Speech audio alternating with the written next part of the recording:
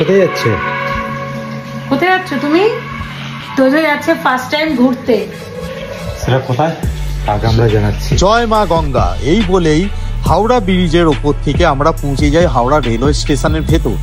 তো ভেতরে যাওয়ার জন্য আমরা একটা টোটো ভাড়া করি, কিন্তু আমাদের সাথে এখানে প্রতারণা করা হয়। কেন যারা যায় তাদের 80 টাকা করে পড়ে, কিন্তু আমাদের থেকে 200 টাকা চার্জ করা হয়। যাই হোক, মা বাবাকে নিয়ে আমরা চলে যাই।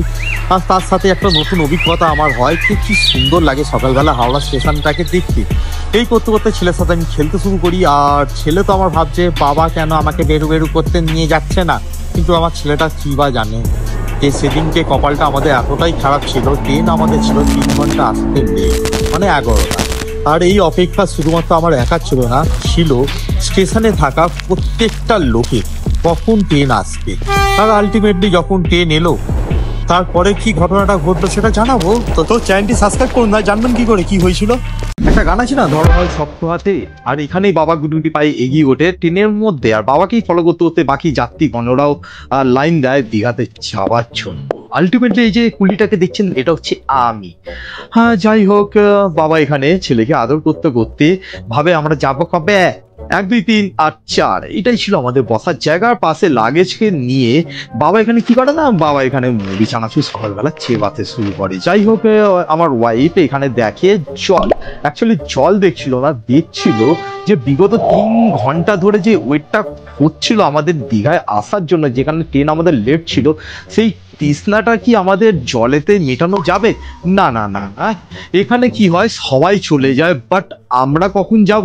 আর এই চিন্তা করতে করতে করে আওয়াজ দেয় ট্রেন, আর গুটি পায়ে এগিয়ে পড়ে ট্রেন, যেখানে আমাদের সফর শুরু হয়ে যায় হাওড়া টু দীঘা। জানাবো নেক্সট ব্লগের সাথে থাকবে।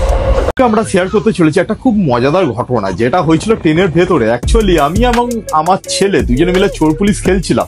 কারণ একটাই ছিল, ছেলেকে একটুখানি আমরা উলঝিয়ে রাখছিলাম বাইরের খাবারের দিক থেকে বাঁচানোর জন্য। কেন বাইরের খাবার তো দেওয়া যায় না, কারণ আমরা চিকেন পকোড়া অর্ডার করি এবং সেটা খেতে শুরু করি। সেটা ছেলে খুব করুণ দৃষ্টিতে দেখে যে বাবা একা একা খেয়ে যাচ্ছে, আমাকে দিচ্ছে না। তো আলটিমেটলি খাবার পরে আমরা ঘুমিয়ে অর্ডার করি, যেটা খুব মজার সাথে আমরা খেতে শুরু করি। ছেলে তো আমার দেখে যাচ্ছে করুণ দৃষ্টিতে, সবাই খাচ্ছে, বাবা মা, কিন্তু আমাকে তো দিচ্ছে না।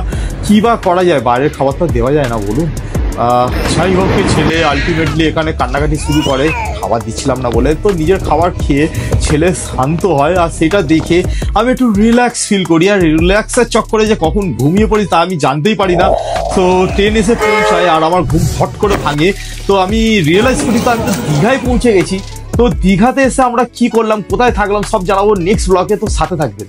আশা করি আপনারা আগের এপিসোডগুলো সবকিছুই দেখেছেন, তাহলেই আপনি বুঝতে পারবেন যে আমাদের সাথে কি হচ্ছে এতক্ষণ পর্যন্ত। যাই হোক, আমরা দীঘাতে এসে সোজা হোটেলের জন্য রওনা দিই। আর গিয়েই দেখি বাদিক ডান দিক, বাবা তো সোজা দিচ্ছিল, বলে সোজা চালো, লেকিন আমি তো যাবো রাইট সাইড, কেন পজিস অলওয়েজ রাইট। আর এই চলতে চলতে আমরা হোটেলে খুঁজতে বেরিয়ে পড়ি টোটো করে। আর গিয়ে দেখি একটা মদের দোকান। আমার খুব ইচ্ছা ছিল যে মদের দোকানের পাশে যদি একটা হোটেল নেওয়া যেত, প্রত্যেকদিন পার্টি চলতো। যাই হোক, আমার আশা এখানে নিরাশা হয়ে যায়। আমরা সমুদ্রের আশপাশে একটা হোটেল দেখি, যেটা রাজ প্যালেস। সেখানে গিয়ে আমার ছেলে মাছের সাথে খেলতে শুরু করে। ছেলে মাছের সাথে খেলুক, আমরা সেকেন্ড ফ্লোরে উঠে যাই টুক করে। সেখানে গিয়েই আমরা রুমকে বুক করি, যে রুমটার দাম ছিল 1100 টাকা। অতি অবশ্যই এসি রুম ছিল, তার জন্য তো 1100 টাকা আমাদের দিতে হয়েছে। যেখান থেকে আমরা আমাদের সমুদ্র সৈকতটাকে উপভোগ করি। এবং দীঘাতে গিয়ে আমরা দিনে রাতে কি করেছি সেটা জানাবো নেক্সট ব্লগে। তো অবশ্যই ফলো সাবস্ক্রাইব করে দেবো। আরে কোনো না, রাস্তা সবাই দেখছে, ছাড় তো। আর কি, আমাকে টানতে টানতে সিধে নিয়ে চলে আসে চায়ের দোকানে, যেটা হচ্ছে দীঘাতে। তো এখানে একটা কড়া পাকে চায়ের অর্ডার দেওয়া হয়, এবং চাটাকে খেয়ে দিয়ে আমি চিন্তা করি কোথায় একটা সুন্দর প্লেস পাওয়া যায়, যেখানে গিয়ে আমি সুন্দর সুন্দর পোজে রিলস বানাতে পারি, ছবি তুলতে পারি, এবং আলটিমেটলি সুন্দর সুন্দর মেয়েদেরকে দেখতে পারি। সেটা আমার বউ জানতে পারে। যাই হোক, এখন বইয়ের রাগ তো ভাঙাতে হবে না, মেয়ে দেখবে না কিন্তু। তো বইয়ের রাগ ভাঙাতে গিয়ে আমাকে একটু মালাই কুলফি কিনে দেবে, আমাকে ডাব খাওয়াবে, রাইটটা চড়াবে, আমাকে এই আইসক্রিমটা খাওয়াবে। বলছিলাম বাবু, একটু অনেক বাজেট ফ্রেন্ডলি করলে হয় না ট্রাভেলটা? কি বা করা যাবে, মেয়ে দেখেছি, এখন ঘুমটান দিতে হবে। তারপর বউকে ঠান্ডা করতে গিয়ে বউকে এখন নিয়ে চলে আসি ব্রেকফাস্ট করাতে, যেখানে গিয়ে আমরা ডিম টোস্ট আর কি বলো এটাকে, টোস্ট, আচ্ছা আচ্ছা আচ্ছা, ডিমের টোস্ট সরি পাউরুটি টোস্ট না ডিমের টোস্ট, আচ্ছা ডিম পাউরুটি টোস্ট আমরা এখানে অর্ডার দিই। আর তার সাথে একটা অমলেট না, এটাকে শুধু নর্মাল পোচ বলে। তো পোচের সাথে আমরা এখানে ডিম টোস্টকে উপভোগ করি এবং ভাও আমাদের সাথে ছিল, তো আমরা খুব মজা করে খাই। এবং আগে কি হয়েছিল, ও তার আগে ছেলেকে একটু সামলিয়ে নিই, বলবো পরে ঘটনা। কোথায় যাচ্ছি বাবা? বুঝতে পেরেছি আপনারা কিছুই বুঝতে পারছেন না। অ্যাকচুয়ালি আপনারা তো আগের এপিসোডগুলো দেখেননি, তো অনুরোধ করবো আগের এপিসোডগুলো একবার দেখে নেন। যাই হোক, আমরা দীঘাতে এসে ফিশ মার্কেটকে এক্সপ্লোর করার জন্য বেরিয়ে পড়ি এবং যেটা আমরা জানতে পারি ফিশ মার্কেটে এসে তো এখানে অক্টোপাসও বিক্রি করা হয় মাছের সাথে সাথে, এবং সমগ্র জিনিসটাই আপনাদেরকে জানাবো। তো তার আগে দেখানো হচ্ছে যে অক্টোপাসকে এখানে টুকটুক করে কেটে দাদারা রেডি করছে, কারণ চিতল মাছ তো অলরেডি রেডি হয়ে পড়েছে এবং খেতে কেমন ছিল তার রিভিউ জানবো এই দাদাদের থেকে। তো দাদা কেমন ছিল মাছটা? সুন্দর লাগলো চিতলটা, খুব সুন্দর। আপনাদেরকে অসংখ্য ধন্যবাদ আপনাদের ট্রু রিভিউ দেওয়ার জন্য। যাই হোক, এখানে সমস্ত পরিবারের সাথে আমরাও এসেছিলাম মজা করার জন্য এবং কি কি করেছি আমরা সেটা জানাবো আগের ব্লগে, তো সাথে থাকবে। Morning baby, have a nice day. তোমার মুখ দেখে উঠেছি, কোথাকার নাইস ডে। সত্যি কথা বলতে না, ঘুম থেকে উঠে বইয়ের পেছনে লাগার মজাটাই আলাদা। আর বইয়ের এই রাগটাকে কমানোর জন্য আমরা সিধে চলে আসি দুপুরবেলার রেস্টুরেন্টে, যেখানে লাঞ্চ করতে। তার আগে আমি টুক করে হাতটা ধুয়ে নিই, তো বলবো মেনুতে কি কি ছিল। তো বাবা ছেলে এখানে লাঞ্চের জন্য চেঁচামেচি করতে শুরু করে দেয় কখন আমাদের খাবারটা আসবে। তো যাই হোক, আমাদের খাবার এসে উপস্থিত টেবিলে, আর দাদা এখানে সার্ভ করতে শুরু করে দেয়। প্রথমে সবজি, দেন ভাত, তারপরে এটা কি, ও আচ্ছা পেঁয়াজ লঙ্কা, ওকে। তারপরে একে একে আমাদের খাবার চলে আসে। কিন্তু সত্যি কথা বলবো, এখানকার যে চিকেনটা ছিল না, মা কসম এত এত এত বাজে চিকেন ছিল, বাবার জন্মে আমি খাইনি আর খাওয়াটাই ভুলে গেছি। তো চিকেনটা সত্যি কথা বলছি খুবই বাজে ছিল, কেউ আছি। তো যাই হোক, আমার ছেলে এখানে খাবার দেখছিল, কে ওকে না দিয়ে আমরা খেয়ে নিচ্ছিলাম। আলটিমেটলি দাদা বুঝতে পেরে পাপড় দিয়ে যথাদি পারে আমাদের ক্যাশিয়ার টাকা নিয়ে সিধে রেস্টুরেন্ট থেকে বাইরে বার করে দেয়, কেন খাবার খুব বাজে ছিল। যাই হোক, আমরা পার্কে চলে আসি 20 টাকা টিকিট কেটে। কি করেছি এখানে সব জানাবো পরের পার্টে, তো অতি অবশ্যই সাথে থাকবে। 20 টাকা টিকিট কাটি আর সিধে আমরা পৌঁছে যাই ঢেউসাগর পার্কে, যেটা হচ্ছে দীঘায় অবস্থিত। আলটিমেটলি এই পার্কটাকে চিলড্রেন পার্ক হিসাবেও গণনা করা হয়ে থাকে, যেখানে ভিনটেজ কার থেকে শুরু করে বিভিন্ন ধরনের রাইড আপনারা পেয়ে যাবেন। তো পার্কের ভেতর আমরা এন্টার করতে করতে দেখি চারিদিকে খালি রাইডে ভর্তি। যাই হোক, আমরা এখন ছেলে এবং বউকে নিয়ে সিধে পার্কের ভেতরে চলে আসি এবং সেখানে গিয়ে দেখি একটা সুন্দর রাইড। ইচ্ছা তো ছিল বউকে এখানে নিয়ে গিয়ে নিচে ফেলে দেওয়া, কেন আর সহ্য হচ্ছে না। যাই হোক, এই দুঃখ নিয়েই একটা সুন্দর রিলস আমরা এখানে শ্যুট করতে শুরু করি। তো রিলসটা এখনো পর্যন্ত যদি না দেখেন একবার দেখে নেবেন, অনেক হার্ট টাচিং একটা রিলস আমরা তৈরি করে ফেলি। তো অনেক কান্নাকাটি করার পরে আমরা আলটিমেটলি শ্যুটটাকে কমপ্লিট করি এবং আমরা হাঁপিয়ে পড়ি। তো আলটিমেটলি আমরা একটা শপে চলে আসি, সেখানে এসে আমরা মকটেল খাওয়ার জন্য রেডি হই। আর এই যে দাদাটাকে দেখছেন না, এই দাদাটাও আমাদের জন্য শ্যুটটাই কমপ্লিট করে। সেই শ্যুটটাকে অতি অবশ্যই আপনারা দেখবেন, খুব সুন্দর কাজ করেছে এই দাদাটার নাম হচ্ছে সুমন দাস।